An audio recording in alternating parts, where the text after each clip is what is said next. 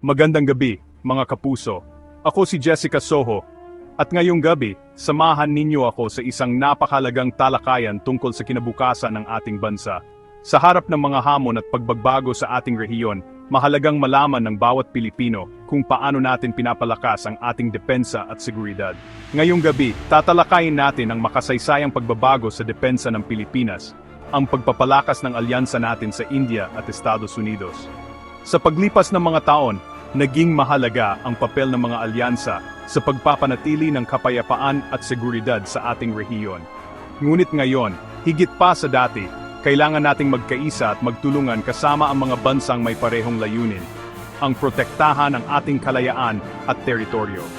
Sa gitna ng tuminding tensyon sa West Philippine Sea, gumagawa ang Pilipinas ng matatalinong hakbang para protektahan ang ating soberanya. Hindi biro ang mga banta na kinakaharap natin, mula sa mga isyu ng teritoryo hanggang sa mga hamon sa ating likas yaman.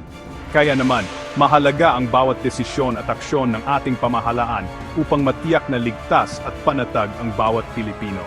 Ang mga kasunduang ito ay game changer, hindi lang para sa ating militar, kundi para sa bawat Pilipino. Sa tulong ng mga bagong kaalyado, mas napapalakas natin ang ating kakayahan sa depensa. Hindi lang ito tungkol sa armas o teknolohiya, kundi pati na rin sa pagpapalalim ng ugnayan at pagtutulungan sa larangan ng pagsasanay, estratehiya, at pagpapalitan ng kaalaman. Aalamin natin kung paano makakatulong ang mga bagong kagamitan, mula sa makabagong barko, eroplano, at radar systems na magbabantay sa ating mga baybayin, hanggang sa mga teknolohiyang magpapalakas sa ating kakayahan sa intelligence at surveillance. Ang mga ito ay hindi lamang simbolo ng modernisasyon, kundi konkretong hakbang para sa mas matibay na depensa. Bukod dito, tatalakayin din natin ang kahalagahan ng mga military exercises na isinasagawa kasama ang India at Estados Unidos. Sa pamamagitan ng mga pagsasanay na ito, natututo ang ating mga sundalo ng mga bagong taktika at estratehiya at napapalalim ang tiwala at koordinasyon sa pagitan ng mga kaalyado. Ito ay mahalaga upang maging handa tayo sa anumang banta o sakuna. Bakit mas mahalaga na ngayon ang pakikipagkaibigan sa India at US? Sa panahon ng globalisasyon at mabilis na pagbabago, ang matibay na ugnayan sa mga bansang ito ay nagbibigay sa atin ng dagdag na suporta, hindi lang sa depensa, kundi pati na rin sa diplomasiya at ekonomiya. Ang mga kasunduang ito ay nagpapalakas ng ating posisyon sa rehiyon at nagbibigay ng proteksyon laban sa mga posibleng panganib. Ano ang benepisyo nito sa ating ekonomiya at depensa? Ang mga bagong alyansa ay nagbubukas ng oportunidad para sa mga Pilipino, mula sa trabaho sa defense industry hanggang sa pagpasok ng mga bagong teknolohiya at pamumuhunan. Ang mas ligtas na bansa ay nangangahulugan din ng mas maunlad na ekonomiya, dahil mas maraming negosyo at mamumuhunan ang magkakaroon ng tiwala sa ating kakayahan. Sasagutin natin ang mga tanong na ito, batay sa ebidensya at katotohanan. Hihimayin natin ang mga datos, testimonya ng mga eksperto, at opinyon ng mga leader upang maunawaan natin ang tunay na epekto ng mga kasunduang ito sa ating bansa. Layunin naming magatid ng patas, tapat, at makabuluhang impormasyon para sa inyo. Samahan ninyo ako. Ito ang kuwentong dapat ninyong malaman. Sa pagtatapos ng gabi, hangad naming mas maging mulat at handa ang bawat Pilipino sa mga pagbabagong hinaharap ng ating bansa. Tara, simulan na natin ang bagong kabanata sa depensa ng Pilipinas. Sa panahon ng disinformation, mahalaga ang matatag na pag-iisip. Ang tunay na lakas ay nasa kakayahang harapin ang realidad, lalo na sa mga isyu ng West Philippine Sea, hindi para manakot ang pag-alam sa katotohanan, kundi para maghanda at magkaisa. Ang arbitral ruling ng 2016 ay pabor sa Pilipinas, isang katotohanang dapat ipaglaban. Ang lakas ng bansa ay nakasalalay sa pagkakaisa at mulat na mamamayan. Ang alyansa sa India at US ay tugon sa totoong hamon, hindi kahinaan. Sama-sama nating harapin ang realidad para sa mas ligtas na Pilipinas. Isa sa pinakamalaking balita sa kasaysayan ng ating sandatahang lakas ay ang opisyal na pagdating ng BrahMos Supersonic Cruise Missile System mula sa India. Ang desisyong ito ay bunga ng matagal na pag-aaral at konsultasyon ng ating mga leader militar at pambansang pamahalaan na layuning palakasin ang depensa ng Pilipinas sa harap ng mga banta sa ating teritoryo at karagatan. Ang pagdating ng BrahMos ay hindi lamang simpleng pagbili ng armas. Ito ay isang makasaysayang hakbang na nagpapakita ng determinasyon ng bansa na protektahan ang ating kalayaan at soberanya. Ang BrahMos ay kilala bilang isa sa pinakamabilis at pinaka-advanced na cruise missile sa buong mundo. Kayang-kaya nitong tumama sa target sa bilis na mahirap tapatan ng kahit anong depensa. Sa pagkakaroon natin ng ganitong teknolohiya, napapalakas ang ating credible defense posture. Ibig sabihin, mas may kakayahan tayong pigilan ang sinumang magtatangkang sumakop o manghimasok sa ating teritoryo. Ang BrahMos ay hindi lamang sandata, kundi simbolo ng modernisasyon ng ating hukbong sandatahan. Ang mga missile na ito ay planong ilagay sa mga pinaka-estratehikong lokasyon sa ating bansa, partikular na sa mga baybayin at isla na malapit sa mga pinagtatalunang teritoryo. Sa ganitong paraan, mas mapapalakas natin ang depensa sa mga lugar na madalas pinagtatalunan at pinapasok ng mga dayuhang barko. Ang deployment ng BrahMos ay bahagi ng mas malawak na plano ng modernisasyon ng ating Armed Forces of the Philippines. Mahalaga ring tandaan na ang layunin ng sistemang ito ay hindi para magsimula ng gulo o labanan. Sa halip, ito ay para pigilan at hadlangan ang sinumang magtatangkang pumasok o manghimasok sa ating exclusive economic zone, lalo na sa West Philippine Sea. Ang presensya ng BrahMos ay nagsisilbing babala na handa tayong ipagtanggol ang ating karapatan at likas yaman. Ang kasunduang ito sa pagitan ng Pilipinas at India ay hindi lamang tungkol sa armas.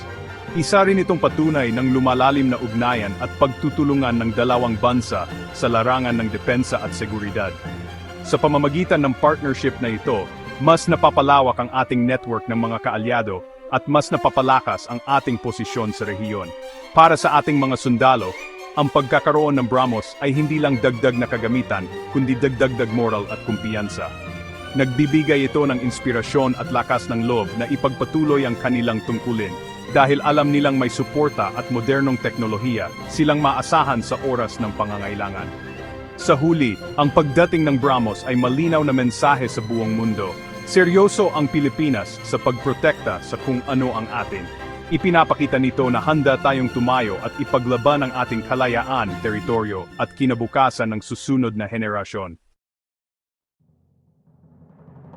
Ang alyansa natin sa Estados Unidos ay matagal ng bahagi ng kasaysayan ng Pilipinas. Mula pa noong panahon ng digmaan, magkasama ng humarap sa mga pagsubok ang dalawang bansa, nagtutulungan sa larangan ng depensa, ekonomiya at diplomasya.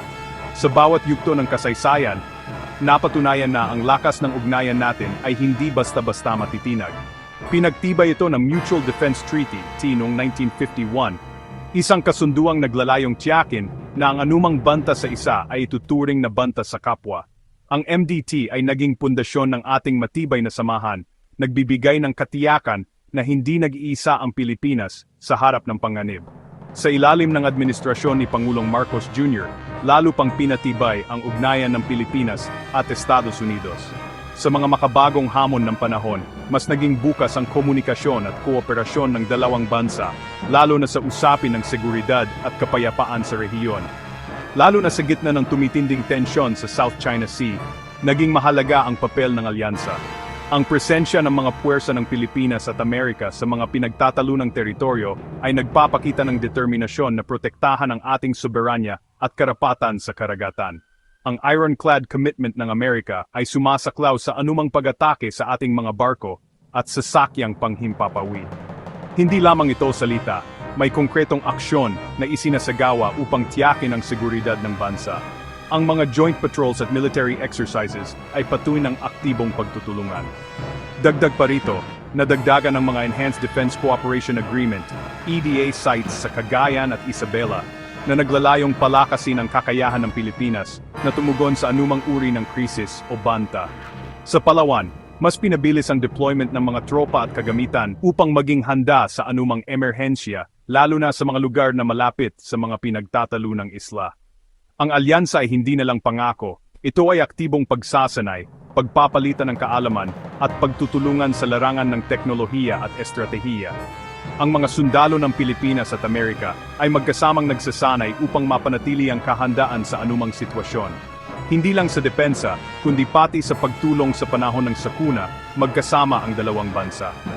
Sa mga relief operations, mabilis ang pagresponde ng mga puwersa ng Amerika at Pilipinas na nagpapakita ng tunay na diwa ng pagkakaisa. Sa harap ng mga modernong hamon, mula sa cyber threats hanggang sa natural disasters, ang partnership ng Pilipinas at Estados Unidos ay patuloy na umuunlad. Isang alyansang sinubok ng panahon, ngunit nananatiling matatag at handang tumugon sa anumang pagsubok na darating. Taon-taon, isinasagawa ang Balikatan, ang pinakamalaking joint military exercise ng Pilipinas at US. Sa mga huling taon, naging mas malaki at makabuluhan ito, may live fire exercises sa South China Sea. Layunin interoperability, sabay na pagsasanay ng mga sundalo gamit ang modernong kagamitan. Sumali na rin ang Japan, Australia, at France, nagpapakita ng malawakang pagkakaisa.